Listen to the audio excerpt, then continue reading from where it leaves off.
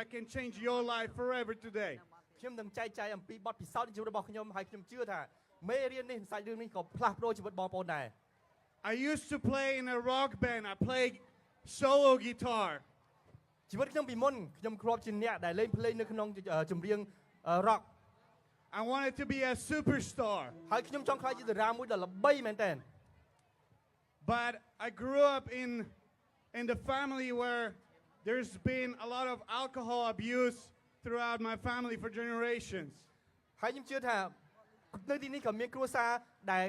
ធ្លាប់ញៀនស្រាខ្ញុំធំធាត់ឡើងក្នុងគ្រួសារមួយដែលគ្រួសាររបស់ខ្ញុំឪពុករបស់ខ្ញុំទាំងខ្ញុំគឺយើងញៀនស្រាខ្លាំង And I promised myself I will never touch alcohol in my life. It's destructive. ដោយសារខ្ញុំឃើញទម្លាប់អាក្រក់របស់ឪពុកខ្ញុំប្រាប់ខ្លួនឯងថាពេលខ្ញុំធំឡើងខ្ញុំនឹងមិនញៀនស្រាដាច់ខាត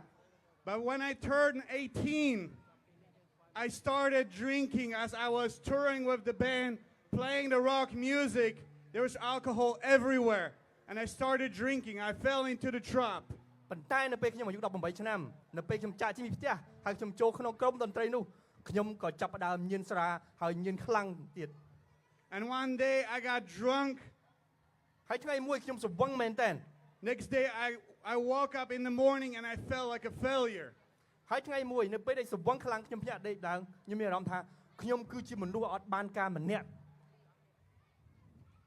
I was angry. ហើយខ្ញុំខឹងខ្លាំងខឹង I was angry at myself. ខ្ញុំខឹងខ្លួនឯងស្អប់ខ្លួនឯង I was angry at God. ហើយខ្ញុំស្អប់ព្រះខ្ញុំខឹងព្រះទៀតផង I said, I don't think you're real. ហើយខ្ញុំថា Because of my life, it's a story of it. I'm a ដោយសារជីវិ failure. តខ្ញុំលំបាកពេកខ្ញុំអត់ជឿទេថាមានព្រះដែល I ល្អនោះ don't believe in you. ខ្ញុំអត់ជឿទេខ្ញុំអត់ជឿមានព្រះទេ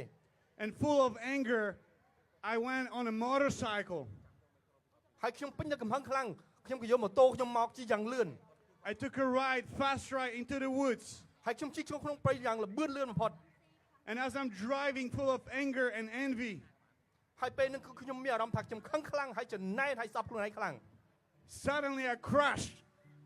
មានរីកើតឡើងគឺខ្ញុំបានដួលបុកនឹងថ្មហើយដួលម៉ូតូ And my life fades away. ហើយពេលនោះអ្វីដែលខ្ញុំដឹងគឺជីវិតរបស់ខ្ញុំគឺរៀបផុតនឹងដង្ហើមហើយ And when my eyes open, ហើយពេលនោះភ្នែករបស់ខ្ញុំបានបើកឡើង I see all Snow White all around me. អ្វីដែលខ្ញុំឃើញពេលនោះគឺសស្ក្បោះអត់មានឃើញអ្វីទាំងអ Just ស់ blinding light all around me. គឺខ្ញុំមើលមិនឃើញអ្វីទាំងអស់ And I turn away ហើយខ្ញុំបែរឆ្វេងបែរស្ដាំ and I see a throne made out of gold. ហើយរំពេចនោះខ្ញុំឃើញបល្ល័ង្កមួយដែលមានពណ៌មាសភ្លឺចែងចាំង And on that throne, I see giant person sitting on. ហើយនៅលើបល្ល័ង្កនោះខ្ញុំឃើញតួអង្គបុគ្គលមួយដ៏ធំហើយសម្បើម And his face was so shiny I could not look up. It was blinding me. ហើយប្រភពឬក៏មុខរបស់បុគ្គលនោះគឺភ្លឺចែងចាំងភ្លឺជាងពន្លឺថ្ងៃអាទិត្យទៀត But I could feel so much love. ហើយពេលនោះផងដែរខ្ញុំចាប់ដើមទទួលក្តីស្រឡាញ់ថា Like I've ក្តីស្រឡាញ never ់ពិត felt. ពីព្រះ Like I've never felt in my life. Not from my parents, not from a girlfriend, not from my sibling. Never. ហើយក្តីស្រឡាញ់នោះគឺជាក្តីស្រឡាញ់ដែលខ្ញុំមិនដែលបត់ពិសោធន៍ឡើយខ្ញុំមិនដែលបានទទួលក្តីស្រឡាញ់ពីពុកម្ដាយខ្ញុំមិនដែលបានទទួលក្តីស្រឡាញ់នោះពីមិត្តស្រីរបស់ខ្ញុំទេប៉ុន្តែជាក្តីស្រឡាញ់មួយដ៏ជ្រៅដែលខ្ញុំមិនអាចពណ៌នានាបាន And I immediately knew that was Jesus I heard about all life. ហើយខ្ញុំសន្និដ្ឋានថាតួអង្គបុគ្គលនោះគឺជាតួអង្គព្រះយេស៊ូវគ្រីស្ទ And suddenly my eyes opened in the physical.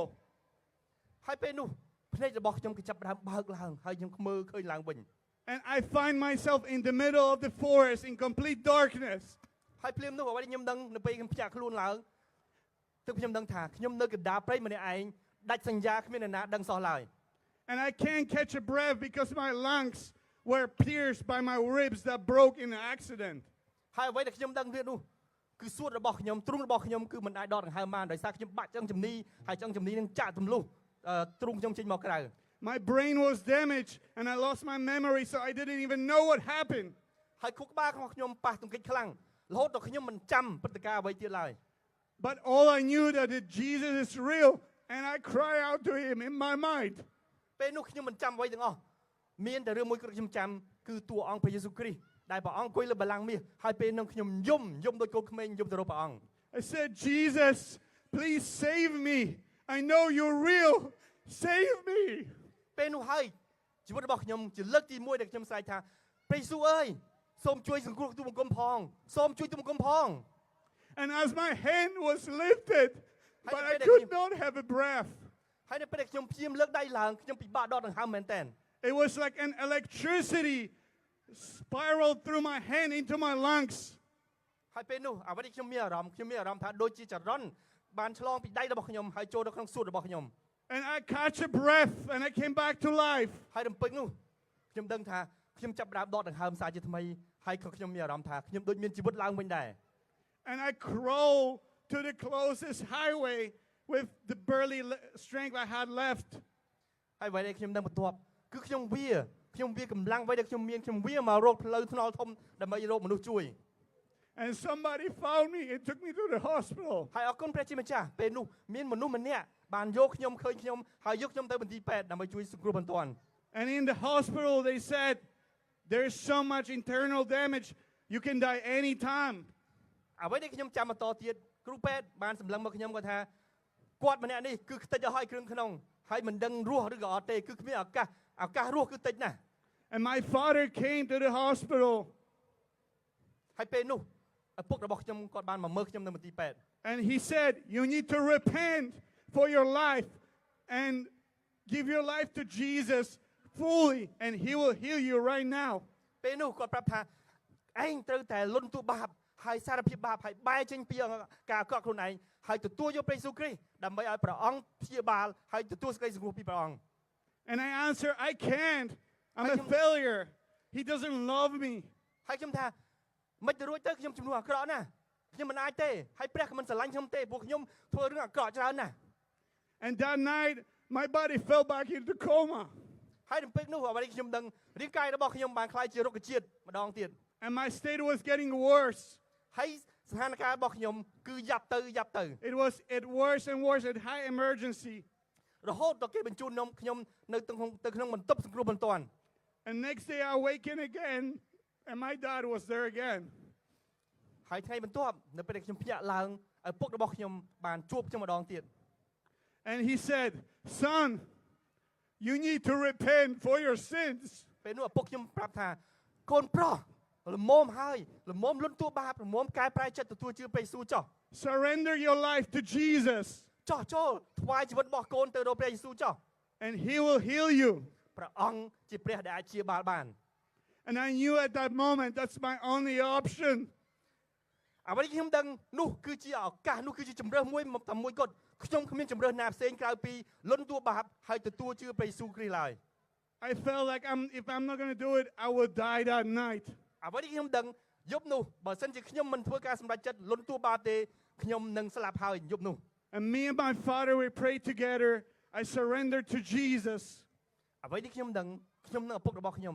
យើងអាចស្ថិតជាមួយគ្នាហើយខ្ញុំបានថ្វាយជីវិតរបស់ខ្ញុំបានចោះចូលជីវិតរបស់ខ្ញុំទៅយកព្រះយេស៊ូវគ្រីស្ទ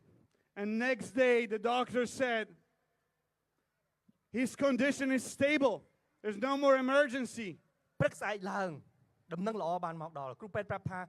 វ៉ាវគាត់អាចចេញពីបន្ទប់សង្គ្រោះមិនទាន់បានហើយព្រោះស្ថានភាពរបស់គាត់គឺប្រសើរខ្លាំងមែនទែន It's a miracle. នេះគឺជាការអស្ចារ្យមិនមែនពេទ្យទេប៉ុន្តែជាព្រះដែលព្រះអង្គធ្វើការអស្ចារ្យ And in the course of 6 months, ហើយក្នុងរយៈពេល6ខែក្រោយមក God healed me completely ព្រះអង្គបានព្យាបាលខ្ញុំជាសះស្បើយគ្រប់ទាំងអស់ from having a brain damage, broken neck, ពីការប៉ះទង្គិចខួរក្បាលបាក់ឆ្អឹងក and many parts of my body that were damaged. ផ្នែកជាច្រើននៃរាងកាយរបស់ខ្ញុំទាំងគ្រឿងក្នុងផងនោះដែលបានទទួលការបែកបាក់នោះបានទទួលការព្យាបាលសះស្បើយឡើងវិញ Today I'm standing in front of you